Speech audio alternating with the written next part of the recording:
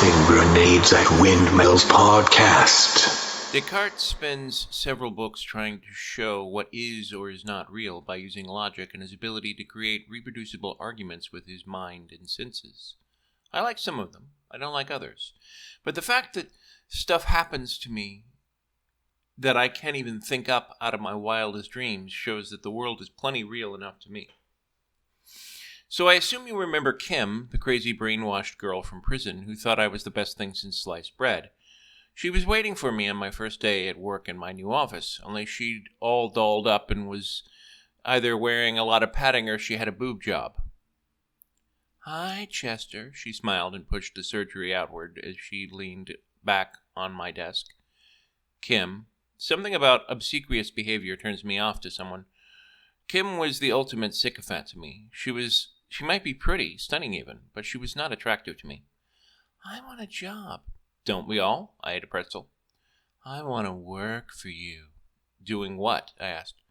She smiled, batting her eyes, and slid off the desk in a very interesting way. "Why, whatever you like." "Gee, I feel so manly." I ate another pretzel. She pouted. "What's wrong with you, Chester?" "Wrong?" I swallowed a pretzel. "Any man worth his salt would be glad to have me," she did, the arms stretching and the back of her hair teasing thing, mildly nice. "I don't need Maxim to tell me how much of a man I am, or to impress anyone else. That's what cash is for." "Yeah, blah, blah, blah, blah, shallow, materialistic, shut up." It was a great line. "Chester?" she asked. "Yes?" "Why do you hate me?"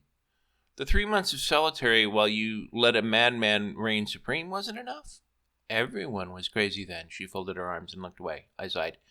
"And you still are." "No, I'm not." "Yes, you are." "Why can't I like you without mimetic influence?" She sighed and rolled her eyes. "Because you're stupid." I wasn't entirely sure where that came from, but it obviously worked. The shell cracked and she finally started to cry. I am not stone. I am, however, a complete sucker for tears. Kim bawled for a while and said, "I don't know what else to do." "What?" "I know you wouldn't love me, like me, even want to be near me, but I couldn't get a job. No one wants to hire an ex-convict." "Ha! How hard could it be? Prow and I had gotten jobs, of course. Granted, we had full presidential pardons and officially had our records expunged, but still. Then how do ex-convicts ever get jobs? And since when did someone with your face and figure ever have trouble getting anything?" Kim blossomed. "Why, Chester, you complimented me." "Yes. The world turns, the sun sets, the moon rises. I am a wise fortune cookie. You still can't work for me." "Please, Chester, I'll do anything."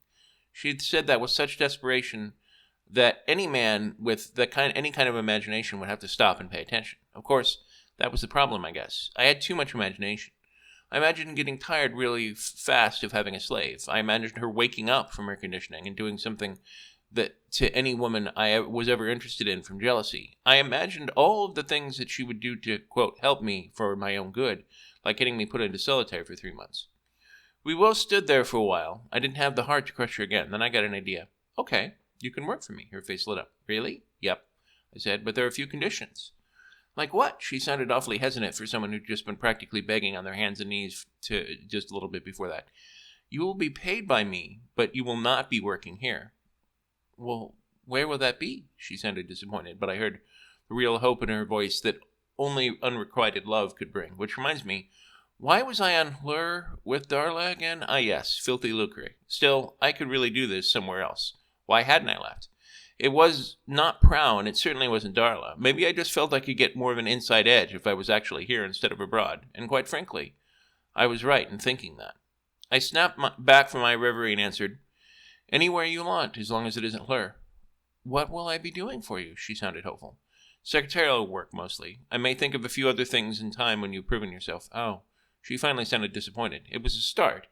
I suppose I should have cared more about her feelings, and it wasn't as if I was completely discounted them. But I did think that she wasn't good for much more than that. Nothing that wasn't going to get me killed. She left. I gave her some starting cash and an email to contact me with. I am not a romantic. After she was gone, I really had to wonder about the wisdom of my decision. Was it just my fear that had put her off? Or was it some strained decency that refused to sleep within someone simply because they wanted to? Who knows? What I do know is that there are no cats in America, and the streets are paved with cheese, which to most people makes no sense. That's about how I felt. For about 2 months, I went through the motions of getting rich, and I did. It wasn't hard. Laura had a concentrated pool of some of the most intelligent and talented people on the face of the earth. It took some time, but more people began to realize just how much of an opportunity it really was. Laura was not the Wild West, though. Not only did it take a great deal of effort to expand the island, not that that wasn't happening at a frantic pace, but the people who ran it had seen the consequences of the first dot-com boom.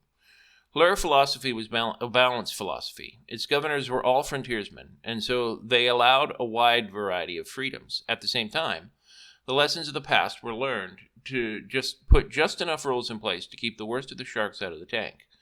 There were basically three tiers of people in Laura. The worker, who contracted a portion of their time to various companies. The specialist, who was about 80% worker and 20% manager/entrepreneur while directing other workers in their spheres. And the true entrepreneur, who was about 80% manager, 20% worker. It seemed to work, more or less. Still, I felt as if I'd lost my way. I was not sure about myself. Making money proved to be surprisingly easy compared to knowing what to do with your life. I could increase the size of my company, but it seemed pointless somehow. Wealth with no greater goal than its own increase was thin air indeed. I began reading books. The self-help books did actually work a bit. I was not one to ignore their advice simply because they were general or naive, as their critics called them. An optimistic and proactive attitude created a positive situation. Still, it seemed a little thin. I was tempted to examine religion. I'd had my share of supernatural experiences. I could conceive of a God that might allow evil to exist. Quiescence prow was a bit more of a stretch. And there it was. I had defined my whole life by quiescence prow for so long. Finding a new definition for me would take some time. Once I understood that, I relaxed a bit.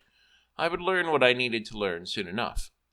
I sat in the apartment building cafeteria, enjoying a sandwich, when the goggle-eyed quiescence prow came running into the room. He was desperately looking about. In case he was trying to find me, I went out the back. There would be none of this again, in again, out again, lickety-split, like there had been last time. I didn't think it would be safe to hang out in my room, since Prow would bug me there. I spotted an ad for a nearby makeshift pool hall in the basement window of one of the buildings and headed inside.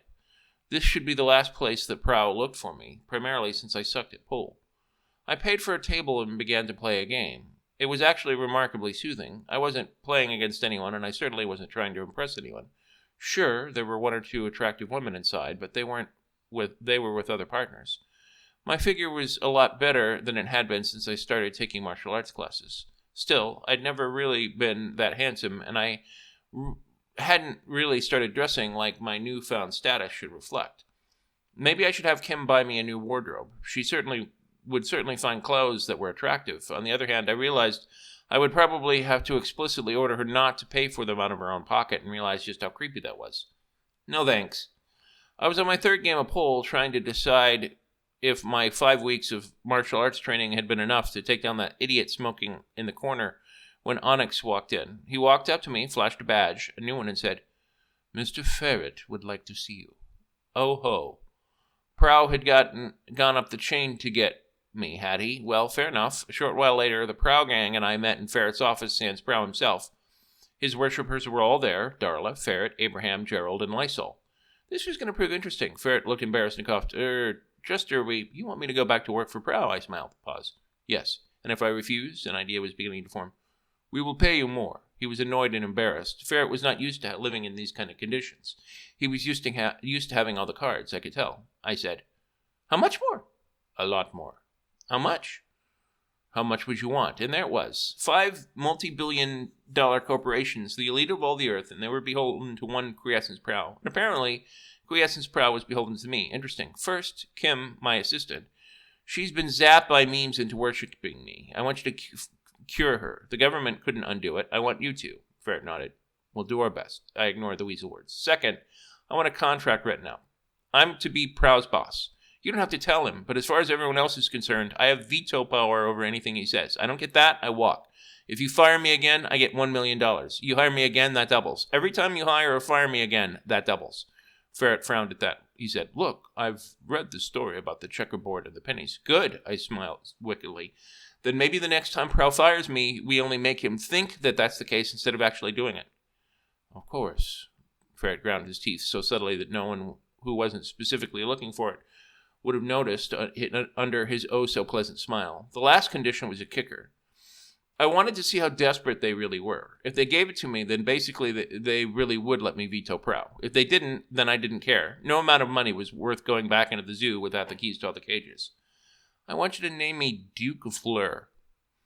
Darla spit out her coffee into Gerald. She started laughing. Sadly, she still had a beautiful laugh. Ferret could barely contain his fury. He seemed to misdirect it as acting confused. Clearly, clever play, really. Too bad it wouldn't work. Excuse me? You heard me. Amend the Constitution to create a titular head of state as monarch, then name me Duke of Fleur underneath them. No, it was said with a great deal of finality. Then you must not want me to work for Prow. 10 million? Amazing. He bounced that number like it was nothing. Nope. 20? Nope. 30? Final offer. Nope, nope, nope. We could make you, Gerald frowned. Interesting, a second time. Maybe you could. But I think you don't want me to be an aid while working with Prow. He has a tendency to believe outlandish things. And if something were to happen to Kim? Sad, but all love there is feigned. She doesn't really love me. No family, no friends. Also, if you're going to threaten people, then I can't really trust any deal you'd ever make. So why make one at all? I know you need me. You know you need me. You know I hate Prow. If you want to do this, then you need to prove I'll really be in charge of him. That means proving how much you're willing to work for it. Either I'm His Excellency Duke of Fleur, or I'm some guy who works here. You can't have it both ways. You won't have it both ways. Period. They said very little. All was well with the world. I left. Days passed without incident, no one threatening to expel me or force me to work with Prow. Perhaps they thought I would get bored and work with him on my own. They were sadly mistaken. However, much to my surprise, Darla knocked on the door, and a week and a half later, she looked embarrassed. I considered not responding at all and opened the door. I want to apologize, were her first words. I didn't quite know what to make of that. Apologize for what? I want to apologize to you for what I said and the way I treated you in Alaska. I shrugged. I hadn't forgotten the incident, but I had moved on. At least I thought I had. The sense of extremely immature satisfaction welling up in me told me that clearly I had not. She continued speaking without a response from me. You were always a bit of a sarcastic jerk. I knew that even before I selected you to begin with work with quiescence, but you didn't become you, what you are now until then. I realized what you wrote then. I've read what you wrote then. Sure, quiescence Prowl can be frustrating sometimes, but he is a great man. That mandated a response. Just what, honestly, is it about him that makes you think that? Am I blind, or am I merely the only one who cannot see? What does anyone care what quiescence Prowl thinks? Why are we even having this conversation? Darla smiled sadly. That conversation is not one I intended to have either. Your request for Kim showed me that there was more to you than I had originally supposed. Don't let that go to your head, but you are perhaps not quite what I thought you were. Given the actions I may have pushed you to take, I apologize. Apology accepted. Anything else? Yes. I want you to work with Prow. I laughed. Please? She asked with so much sincerity and candor, I was sorely tempted. Darla, the first condition was something I think you would do anyway. The second was because I hate Prow. Not the man, but the illusion. The spell that he has cast must be broken, and without that power, I will not be cast into this drama. Not for anything. Please? She merely repeated her statement, earnest, honest. You do realize that Lysol is the one who is helping Prow, don't you? Prow isn't actually doing anything himself. Please? Fine. I could not believe what had come out of my mouth. What had I just said? What had I said? Was her mean power active again? Well, while I was pondering this, she smiled and said, Good. Here are your papers, Your Grace. Your terms have been accepted by the Senate. She winked. Walked to the elevator after setting a stack of papers at my feet and then leaving. She had known. She had known that they had bent to my will all along and merely wanted to see, for her own idle curiosity, if I would agree to help her, for nothing. She had stolen my victory. She knew she had, and I knew she had. Had she even meant the apology? I suspected she did, but that didn't make it any less annoying. I hated her. I hated her. I hated everything. I take it back. I took out my new formal robes of state. There was nothing like the feel of wearing a silk dress if it means you are better than other people. Very satisfying indeed. There was an article about it in the most popular Fleur news blogs the next day. I would imagine most of the citizens of Fleur might have been rather surprised to find out that they were now part of a monarchy, albeit a titular one. Indeed, as I read the article and its bemused tube, it spoke of me and quiescence prow. I suddenly realized that Fleur was the focus of the world, and that I was the focus of Fleur. Then I could focus on then I could be the focus of the entire world, and not in a good way. Fortunately, I was saved the fate of becoming a laughingstock by a miracle. Rather, it was a clever timing, as I would come to learn later. For many world governments had begun to notice the grassroots elements within their countries, demanding independence and recognition of Fleur. Fleur was popular. Fleur was great. Fleur was where everyone wanted to go for vacation. People were so interested in Fleur and how cool it was that they didn't pay attention to me or Prow at all. Not really, which I found rather odd. Now, don't get me wrong. I was relieved. I hadn't had a heart attack when I realized I might have to dodge paparazzi for the rest of my life. But if Fleur was that popular, wouldn't its king be? After some quick digging, I learned some interesting things. The selection of the monarch had been deferred to a select committee. The thing that struck me as most interesting, however, was following the phenomena back to its roots. It started with various chat rooms and quoted emails. At first, I didn't notice anything out of the ordinary, but then I caught a wind of a common denominator. Children. Little harmless children were calling people at random across the globe, pleading their case in their native language, begging for help for their family in Fleur. I remembered Prow's story about the muffin children, and suddenly it all fell into place. Project Phoenix, the mean works, as it were, was not about selling corporate items at all. It was the ultimate propaganda tool, and it was working. Debate was already stirring on the floor of the United Nations. Blog Buzz stated that there were several different versions of drafts being floated around, and word had it was gathering a great deal of steam. Of course, many of the larger and more prosperous nations were trying to take the opposite approach, or, according to many, simply slow it down as much as possible. Their reasons for doing so were obvious. Almost every nation had some province or city or minority they didn't really consider itself a part of the system. If the UN set the precedent of granting recognition to every random group that declared independence, it could get problematic. Russia and China were the most vocal opponents. Of course, Taiwan and Chechnya were the obvious motivations for them to do so, but President Hamburger's Interior Secretary rather blithely pointed out on C-SPAN 9 that the various Indian reservations could start appealing for direct recognition, which opened up a whole other can of worms. Unfortunately for them, the UN General Assembly didn't have to pay one whit of attention to the Security Council when it came to membership. Hitherto now, the larger, older power blocs had used the threat of veto often, but that would not work this time. Instead, they tried a backdoor approach by threatening to withhold vital foreign aid if the General Assembly voted for Fleur. But Phoenix was doing its work well. The tide of popular sentiment was gaining in Fleur's favor every single day. This put many governments in the awkward position of having to defend themselves against their own populace from a mainly foreign-dictated agenda. One could imagine many medical establishments wishing they had funded more research into curing narcolepsy at an earlier date. Then they wouldn't have had this problem. Even better, they would be the ones constructing memes and sending them out into the world's viewpoint like Claire was doing. Then I got a knock at my door. I broke away from my internet terminal and opened it up. A large, rotund man with a brushy beard and spiky eyebrows fiddled his fingers toward me in a brusque but diligent fashion. He half smiled, half twitched, his mouth as he dabbed the side with an embossed handkerchief. He was impeccably dressed in the latest fashion suit and had an odd scent about him, like bricks on a construction site or pine trees. Maybe a pine tree that had been eaten by a brick, or a brick that had eaten a pine tree. "Hello, you," pronounced you. "Must be His Grace Chesterton, I presume." Yes, that would be me. And to whom do I have the pleasure of speaking? I opened the door and invited him in. "I'm in Benjamin B. Bartholomew, but you may call me Threeb.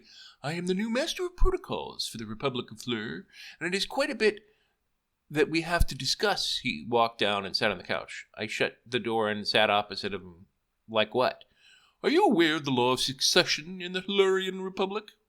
Wasn't a republic by definition not a monarchy? Then again, the whole crazy thing had been my ideas. What would I know in any case? Nothing. No, I'm afraid not. Threed coughed his displeasure and wiped his bearded mouth with his handkerchief again. I could tell my ignorance would not do. It would not do a great deal. He spoke. "Since there is no monarch at the moment, you are the Flurian head of state until such time as a monarch is elected. Since Fleur is a new nation, I'm afraid that a great deal of protocol shall have to be invented. That means we're going to have to work together, Your Grace. I hope you're up for it." So what exactly does that entail? Well, there are several protocols that we must establish. Indeed, for a nation the size of Fleur, it is most important. If you want the people of Fleur as a nation to treat it as such, you have to act like a nation. You mean those crazy dictators who wear uniforms to make themselves look like they're more important to the media? To a degree, but there's much more to it than that. I sighed and stood. I headed for the door. Did they tell you how I got this job? Yes, after a manner of speaking. I think you meant to say yes, after a fashion. Yes, just so. He smiled with gratitude. I could respect a man who didn't object to letting others help him. Mental note, speak more with native speakers regarding languages I was learning. He smiled and raised his clipboard expectantly, but then looked dejected when the elevator doors shut with me inside them. He wasn't in the elevator with me. Tick, tick, tick, the floors counted by one as I filed through my mind for answers to my cares. Time. I needed more time to sort this out. I decided to dance with the tiger and see if I could be declared champion. The doors opened and I ran outside. A few people recognized my Garris costume and waved, "Your Grace," they would say, and bow their heads. There was only 1 or 2 giggles, far less than I ordinarily would have expected. I felt sick. It was an utter malaise that kept me from wanting to do anything at all. How was I supposed to be a duke? It had all been just a big joke, and they'd called me on it. I certainly hadn't made plans for what to do if I succeeded. Threeb was the last person I wanted to talk to right now. I thought as quickly as I could. Where was the last place Threeb was likely to go? I had it. I broke into a run. Rule number 1 of being a super-duper action hero. Don't be one.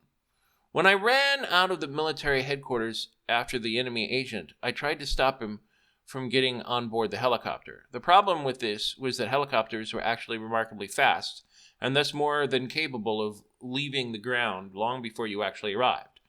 Had I spent slightly less time staring up at the sky in fury and wonder, and more time helping the others, he might not have gotten away. As it was, that thought did not occur to me until a tiny dot the helicopter was a tiny dot on the far horizon.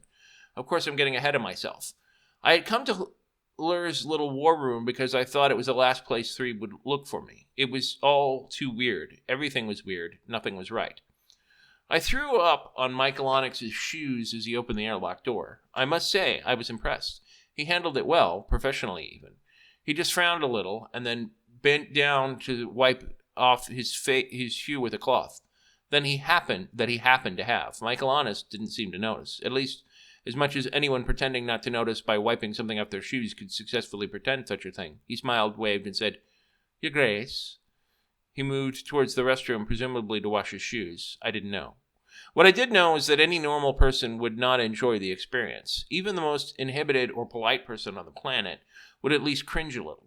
I'd seen it enough by now to know that it was clearly a meme at work, and I was not amused. This kind of oblivion wasn't natural. Oh, to be sure, the more mischievous part of me thought someone had played a prank on Michael, but I knew that this was serious business. As much as I hated agreeing with Prowl on anything, this was one area where there was no doubt on my part about how dangerous these things were.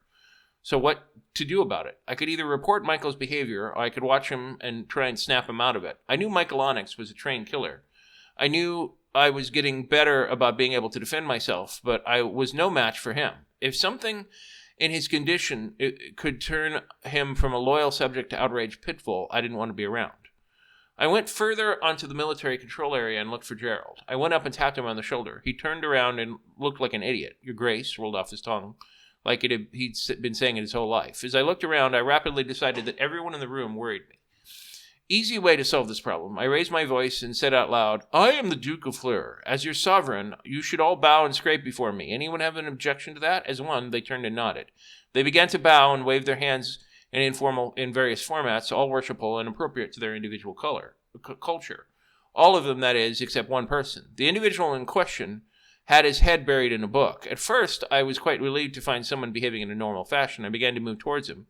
He looked up from the book and could immediately tell that something was wrong. I saw him frown and look at the terminal across his chair. When I got a good look at the screen, it was obvious that he was downloading quite a bit of data. Quick as a flash, he stood up and gave me a swift kick to the solar plexus, knocking the wind out of me.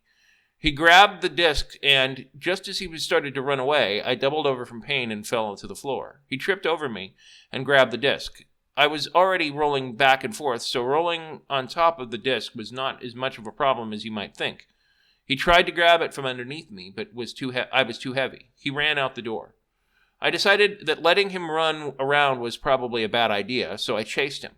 This proved to be somewhat difficult. I couldn't catch up. As time passed, I got over his kick, but he was too fast. I couldn't close his lead. After I lost him on the helipad, I tried to wake up the control room as best I could. Ordering them didn't do it.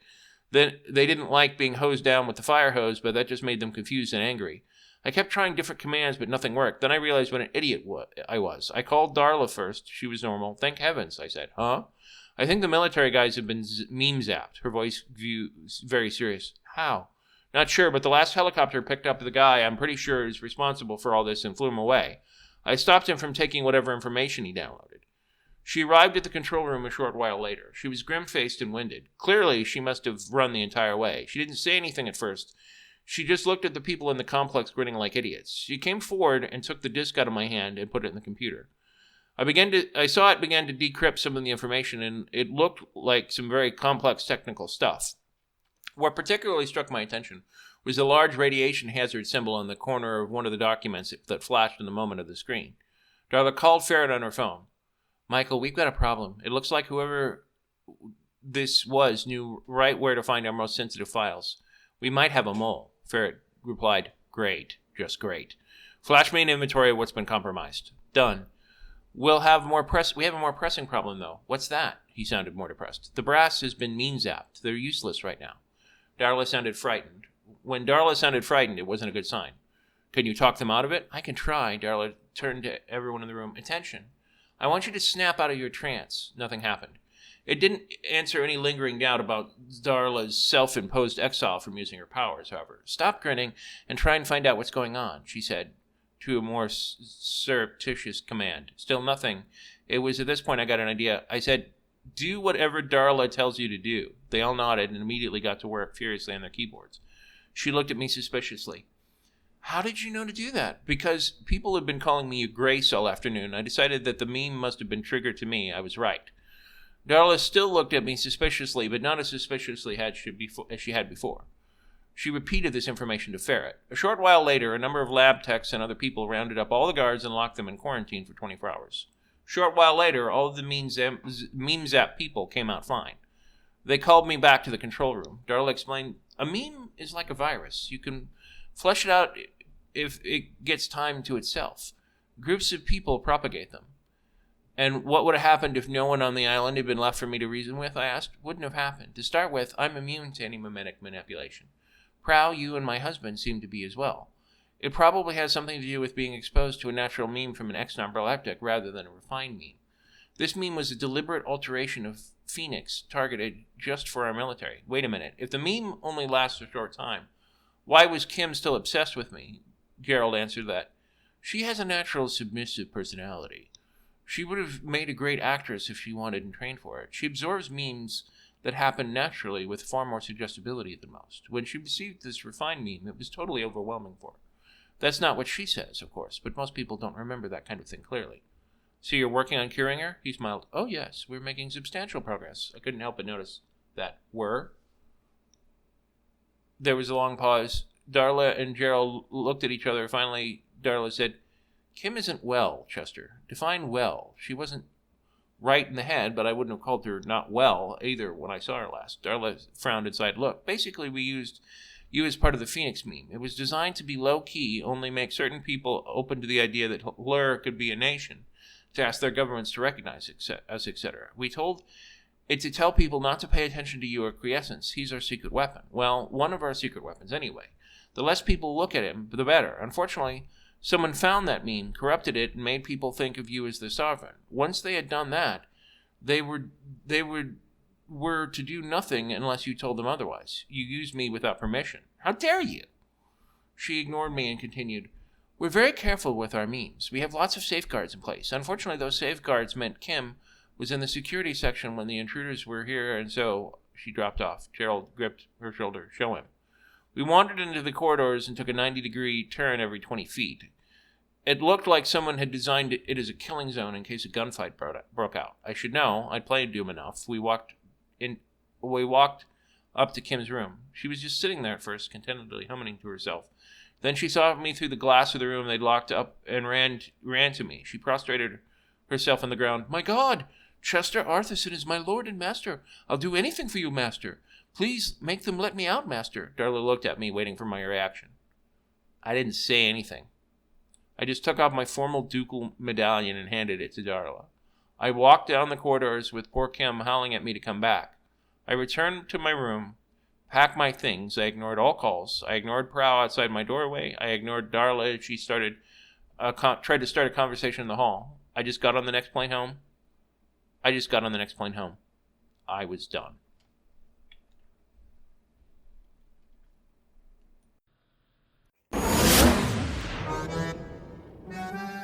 This has been the Tossing Grenades at Windmills podcast. Buy my book, Have Name Will Travel, at Amazon and other markets. RedAnvilCreative.com contains all our podcasts. Copyright 2022!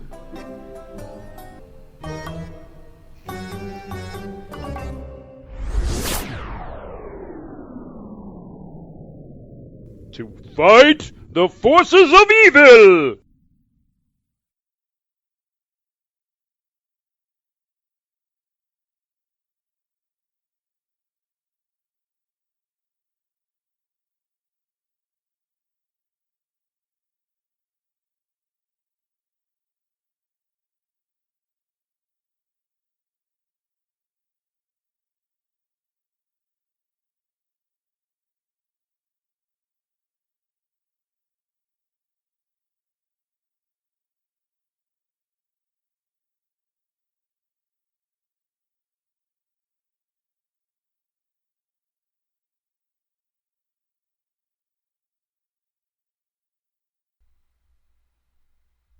Welcome to the secret commentary at the end of each chapter.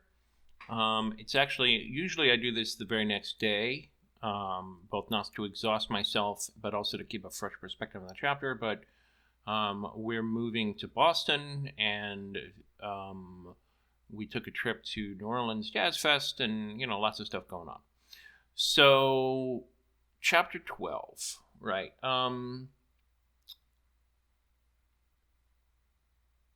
Nothing about this chapter is bad. The situation with his groupie is a little bit creepy. It is, you have to follow up from somewhere where you could have potentially ended the book. I was doing a lot of experiments in this, right? Part of it was just flat out learning to write. And in hindsight, I did not know that.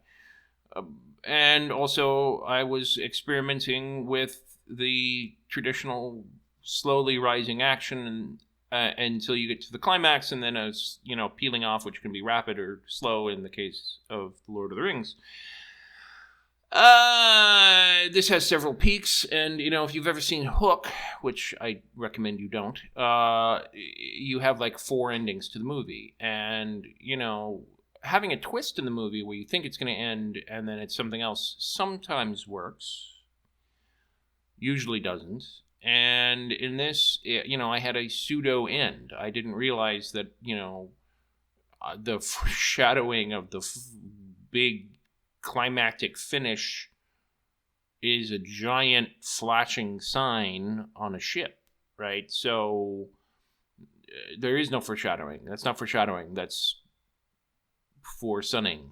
I don't know if that's a word, but I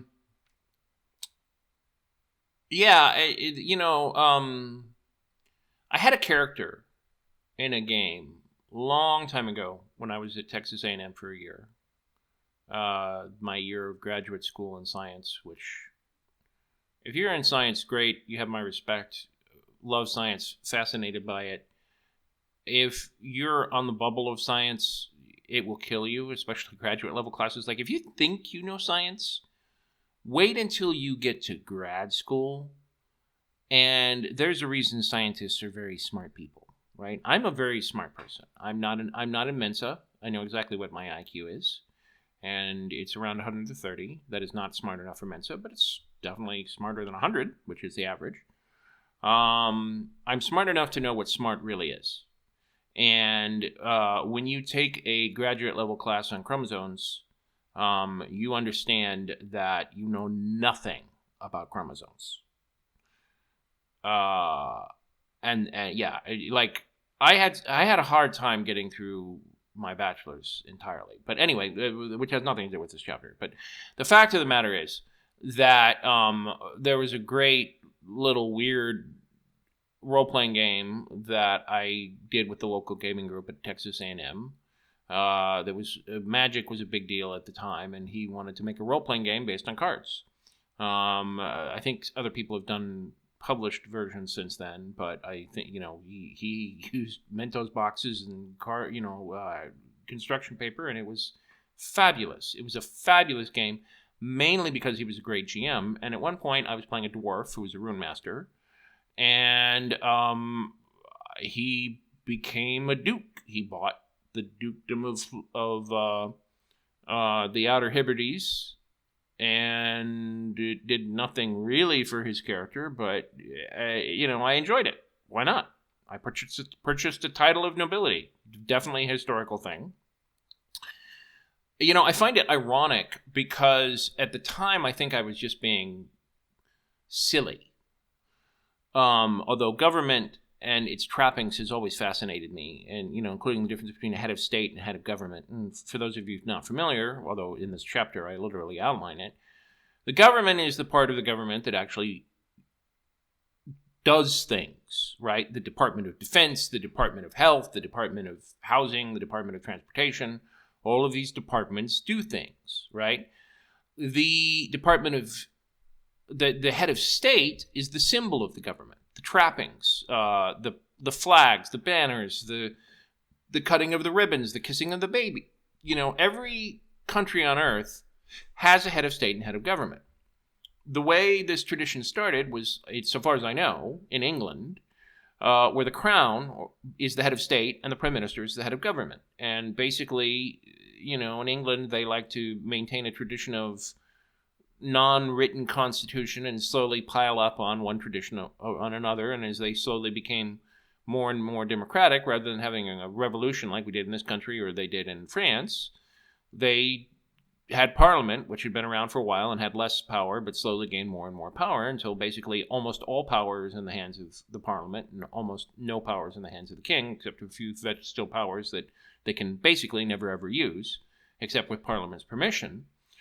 But the queen and or king gets to, go around in the royal carriage and promote tourism. But, the show The Crown really changed my mind on the power of what the head of state can do. Later, I'll be doing a podcast series on constitutional reform, and I do actually think that there's a lot of things that we can do to shape culture and create culture and improve it, right? I mean, this is a question I've been asking myself for quite some time, and you do see elements of thinking about culture and nationhood in this novel. But it is always fascinating to me how my early work reflects some of my current thinking. But even though my current thinking is in some ways radically different than it was 10 years ago, the basic questions that I was asking are still the same. And in this case, what was meant to be kind of a silly thing that became suddenly more serious is actually, in my opinion, now very serious. Now, having said that, if I was to write this again, I'm sorry.